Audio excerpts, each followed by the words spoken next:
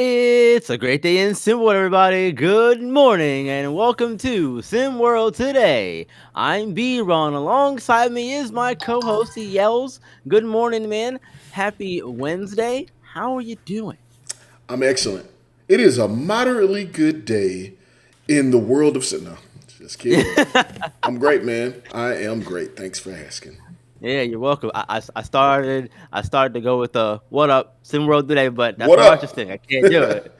What Can't do it. It's up? Marsh's thing. Is the is the is my intro just as iconic as Marsh's at this point? Someone let me know. Someone let me know. I I feel think like it is. I think it's I'm a little better. It's biased. killing. It's killing Martians. It's killing. It's I'm a little murdering it. biased. The sim world today. Mar- Yeah, I think we're biased. Marsh's is iconic though. It Marsh's is is. What what up. up? Marsh Pod is Marsh iconic. I Pod, love that. like a robot. It's I love it's said the exact same way every time. He nails it. It's like for anybody who remembers So good. Def Jam with Russell Simmons. It's a lot like thank everybody for coming out. God bless you. Good night. Nails it every time. But hey, your Hey, intro it starts the morning off in a positive tone. I love it, man.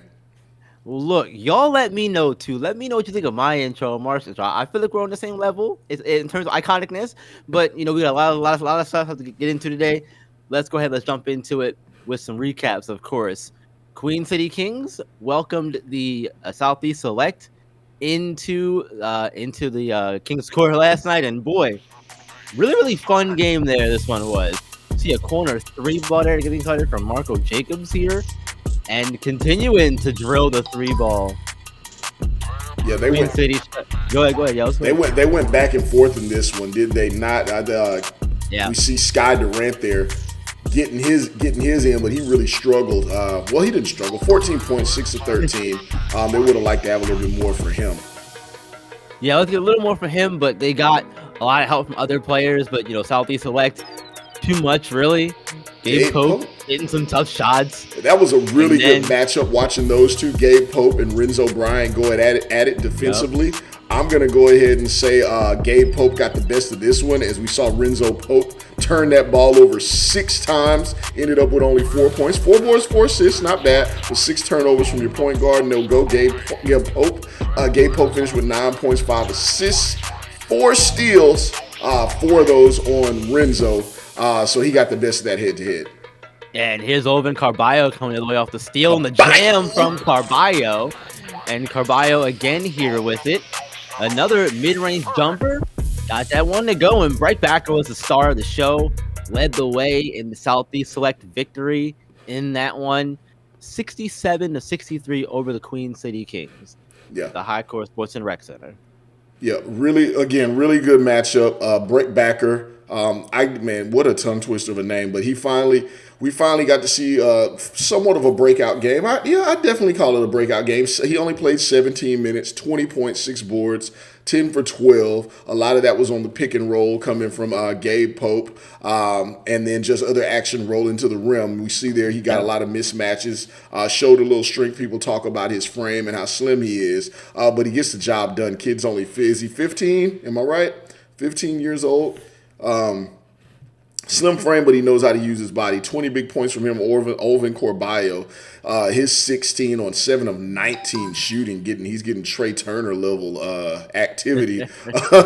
Coach Brett Lee's allowing that. But I think this one came down to the third quarter. Third quarter where SES put up 17 points, and Queen Yep. City Kings were only able to manufacture 9 points in the quarter. We can say some more about some other defensive or offensive stalled quarters yesterday, but this one was tough. I think for me, B-Ron, and I just kind of see where you feel. Sky Durant finished with 14, Carter Fields 14, very nice. Marco Jacobs, 20 points, 20 8 points, assists, yeah. looking very good. But where's Hugo? Where's Nick Hugo? Where's the motor that could? I have not seen a lot of him yet, and I expected to see him be more of a not necessarily a focal point of this team, but him Right. being put in a position. I don't think that his motor is getting him to the spots that he needs to free everybody else up. Because when you look at this, you see that the top guys on this team are getting the points. And Marco Jacobs with an explosion there as well. But Nick Hugo, 6 points, 7 shot attempts. Doesn't look like he's getting those high quality buckets like he was getting before. Sure thought. Yeah, so I'm still there's two minds to this, and I'm conflicted honestly because one part of me says, "Hey, it's only the third game of the season for some of these teams. Whereas trying to figure out their roles on the teams and whatnot." So it could be that, but also just could be the fact that a lot of other people are doing the scoring, so Hugo doesn't have to do as much scoring. He can do more in the rebound department. He had 9 boards in this one, so he can do more in other areas. 9 boards, They 4 needed assists. scoring. They needed scoring. They had, yeah, I mean, you're right. That's fair, but you can say the same thing about Renzo Bryant too. You can say the same thing about Xavier as well. He had no points in 10 minutes. He had 1 rebound and a block. Yeah, not So much of a like, weapon X. He was kind of a weapon zero last night, huh? yeah. So you can make the argument about anybody. You need points to win the game. You points for everybody. So As a I wise I man just once said, yeah. the team that So scores the I most don't. points will Yeah, win the game. exactly. Exactly. So the more you can get production from, the better. But I think there's still time for Hugo to figure it out and Coach Skinny to get him into the offense properly. And also, could just be a case of just wasn't his night. That happens too. So we'll see. I'm indifferent on it right now. I got you. I I got have you. no thoughts on it right now. We'll see what happens though I going got forward. If it continues though, you might have some more thoughts on it. But for right now, I got nothing. you. Okay. Well, let's keep it moving then, man. Yeah, man. Yeah. The AT Aliens welcome to Lone Star last night, and this was another one where, you know, this we both picked Lone Star to win this one. Not gonna spoil the ending for you yet if you missed it, but it was a really good game for the most part, and you see the here attacking the basket, going all the way. It made that look really easy, really really easy, man. Speaking of looking easy though, continuing to shoot from the corner. That Getting was that shot to that fall wasn't there. Willie Styles there. I think that was Trayvon Patrick. Very early on, Trayvon Patrick. We expected this to be the Well, Royce Patrick, yeah, Anderson and Arthur Lattimore show. Early we on, did. it was all about Trayvon Patrick and Willie Styles. Willie Styles finished the game with 12 points. He knocked down some threes early on. There's Game my was guy pretty Nene close getting here. involved. What's that? It was my guy Nene Gibson getting himself a layup there. Yeah, and then here was the other story. Bevinson, BP. Look, I call you Bevinson when you're doing things like this. BP is a lot prettier, but developing a new name. They called him the Repo Man out there. He finished the game with 4 steals. There's 2 of Royce Anderson's 15, but Bevinson patches Yeah, just went wild. B-Ron really defensively. did. That was what set the tone between him and Ryan Toomey. Ryan Toomey, only 2 blocks, but a lot of great defense he played on Arthur Lattimore. Arthur Lattimore did finish the game. If you look at the stat sheet, you'd say, okay, Lattimore did his job. He got 24 points in 24 minutes. And in the fourth quarter, he looked great. But for 3 quarters, Ryan Toomey had him on lock. And on the other side of that, BP, he had Ronnie Shanahan, turned him over 6 times. He had Ronnie Shanahan and anybody else who wanted to bring the ball up the court. He harassed them for 3/4 Absolutely. quarter, and it just made life hell for Lone Star. I will note before I get your points on it, Mardon, 21 points, 0 shot attempts, obviously 0 points. Would like to see more from him. Oh, absolutely. Absolutely would like to see more from him. That's not what we've come to expect from him in his short time here in SimWorld Prep. But especially in 21 minutes too, you gotta get something on the board in 21 minutes. But he only managed 2 rebounds. But I think that this was a surprise for a lot of people, including myself. ATL got the win, 76-69 over Lone Star, and I didn't see this happen. I thought, look, Lone Star has too much firepower. I figured it would be, Royce doing what he does, but it would be Arthur and company getting it done. It ended up being the other way around. One of the things that I've noticed this season, and credit to Lone Star, I don't want to credit to ATL. Don't want to take anything from them. They went out and they got it done. And Yeah, the beautiful part, like I already said, is we anticipate this to be, you know, Royce Anderson's show, but they're getting it done with defense. I've said it time and time again. A lot of us just expected they're going to come out and just kind of run around the court, play classic AAU ball, and Royce Anderson would get about 40 shot attempts a night. That has not been the case. It's been an all-around No, effort. Royce has paced himself. I think when he can go out there and get a dominant game, he will. No one's questioned that. The scouts know what he's capable of. We know what he's capable of. It's a little different scenario than Bay Area, where he does not have to. He's not forced to fall back. He's choosing to do so, exactly. Right. while everyone else steps around him. And I think the entire team's ability is being showcased in this B-Ron, because you see the offensive prowess of Royce Anderson in moments, but we're also getting to see Willie Styles. We're getting to see Orion Toomey, the emergence of Trevon Patrick, and Yep.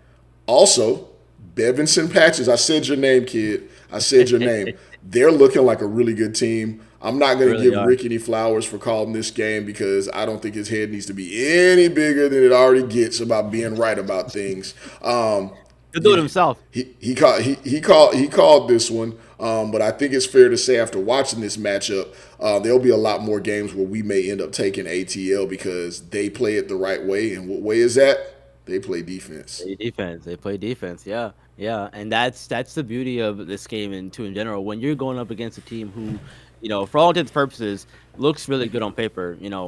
As we know, games are not put on paper, but there's ways to stop them, and ATL found a way to do that last night with smothering defense. So hats off to them getting it done, and we're looking out for you more Well, going before we forward. move on, do we want to? Yeah. I do want to say, is it a case of Mardon not asserting himself? Is he not a centerpiece of the offense enough? We see Ronnie Shanahan has played he's been a lot of the facilitator there, and I'm a big fan of Shawnee Hanahan. Whoa, wow, wow. I'm a big fan of Ronnie Oh, don't say Shanahan. that. But are the players on Lone Star being put in the best position for them to flourish? When you look at Shanahan, he was kind of exposed last night, Yeah. Yeah. trying to be in that ball handler position, and BP put the pressure on him, and those turnovers were huge. You take away just 3 of those turnovers, it's a different game, because they lost by 7. On the other side of that, you got Matthew Mozgov, 9 points, 3 rebounds, 3 assists. No turnovers. Excellent point guard. You got Trey Bird, only played 12 minutes. Knockdown shooter, 1 for 1 from deep. Don't think that maybe he plays off ball. Maybe he handles the ball a little bit more. And then most importantly, where I'm going with it, I'm sorry, you also got Aiden Weaver. You have Lone Star has 2 of the best shooters in all of SimWorld Prep. Then you got Nene Gibson having to go create his own shots, but he's a great mid-range shooter. And then I come to what my main point is. Mardon, excellent athlete. Mardon, excellent in transition, excellent defender, anticipated to play more of the ball handling role. We haven't seen him out in transition. We've seen the game slowed down where the ball goes to Arthur Lattimore. We've seen the game the ball not be in Mardon's hands, where he can effectively do what he does best. So in this scenario, he's simply just a defender. Where does he fit in the offense? That's a good question. I think you do have to find a way to get him out in space and let him run and use his athleticism, really. And I think that comes down to having a different game plan for when he's on the floor versus when Arthur's on the floor. If they're both on the floor, I mean, obviously you run things through Arthur, but I think that it just comes down to finding what that different game plan is when you have, a different lineup out on the floor, or a different combination of people out on the floor. What that is, that's for Coach Woods to figure out. Simple enough, Coach Woods. Figure it out. Don't hit me up though. You got to do it on your own, my brother. No free game this morning. Not now anyway. But last one here. Battle of Seattle. Oh, it was good. And yeah, it really was. This was Kevon Jackson, Jafet Towns show pretty much all game, but there were some other players who got involved. But here's one of the kids himself making a great pass inside on the alley-oop, man. Absolute slugfest from these two, B-Ron. Absolute slugfest. Kevon Jackson ended up with 32. Jafet Towns, 26. At one point, it seemed like they were the only 2 scoring. But Daniel Irvin did his thing. 12 points, 5 assists. He hit some timely shots here. Jimmy King showed up.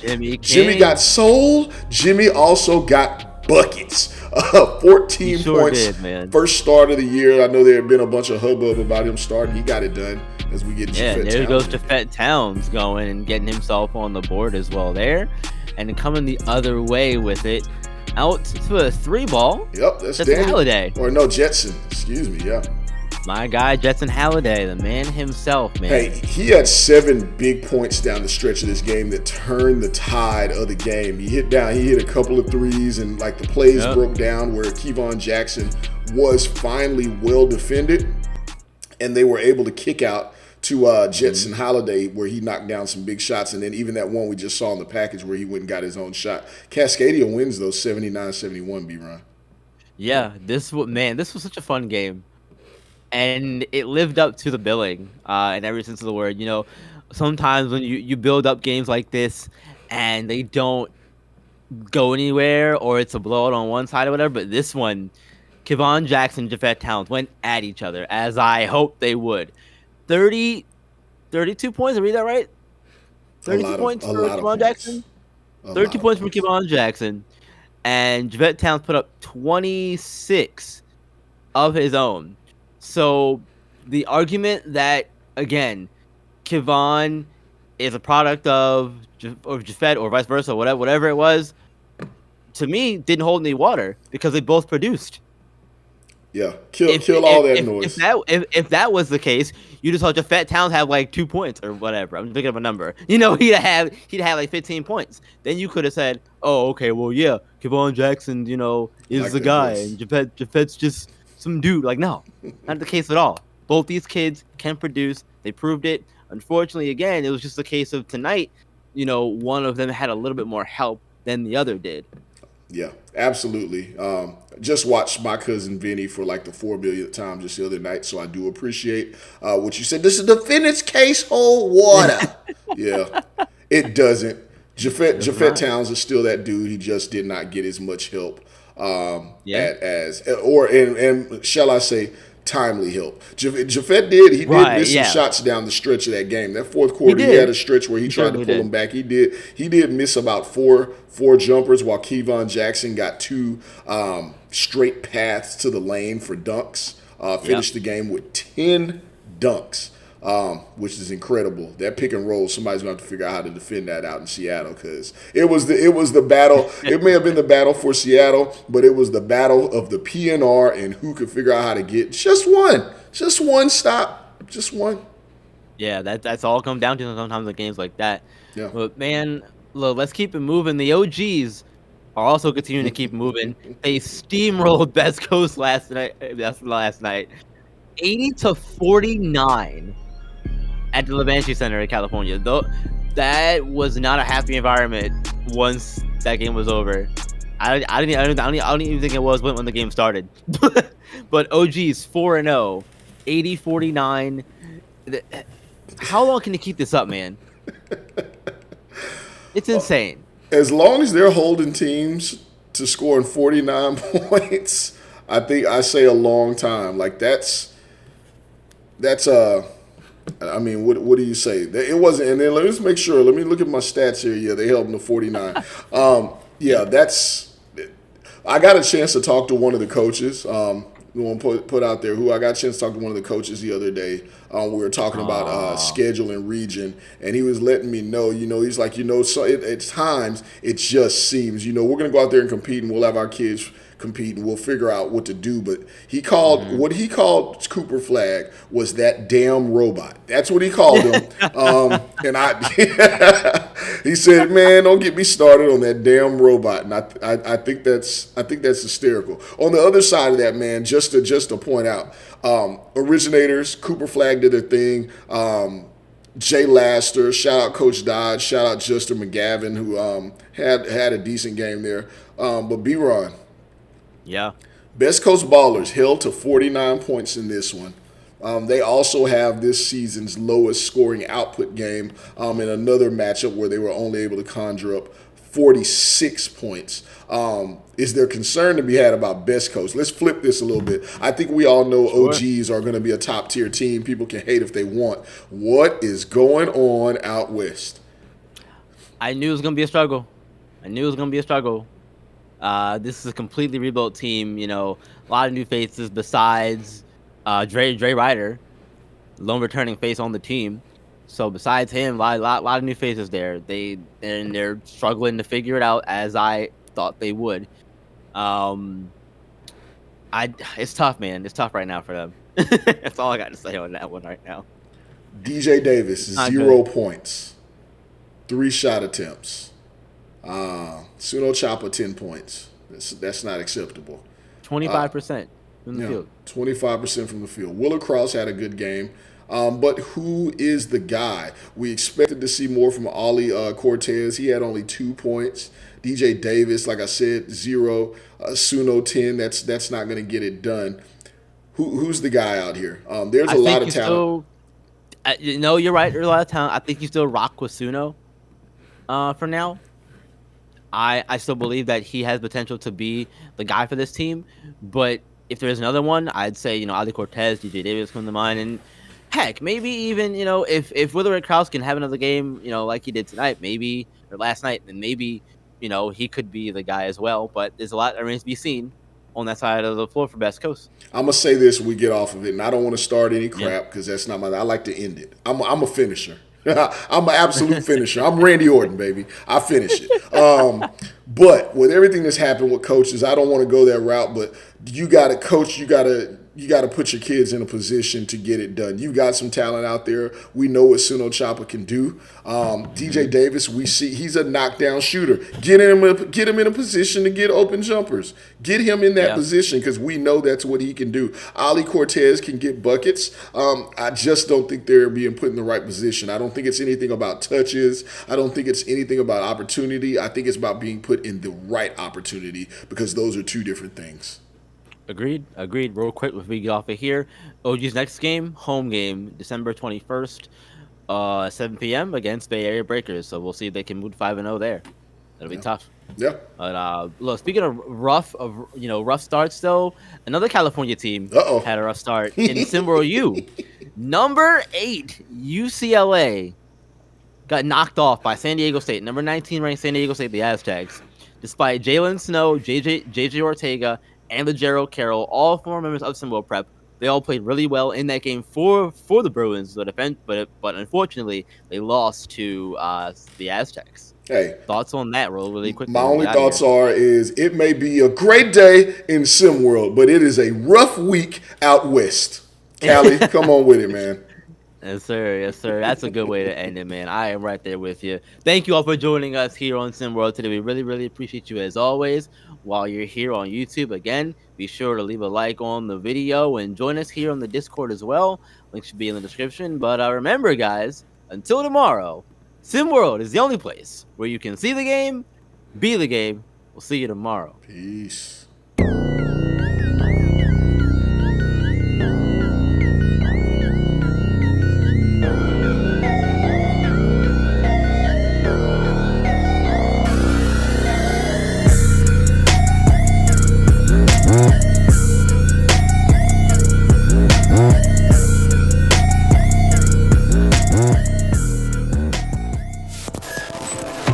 This has been a presentation of SimWorld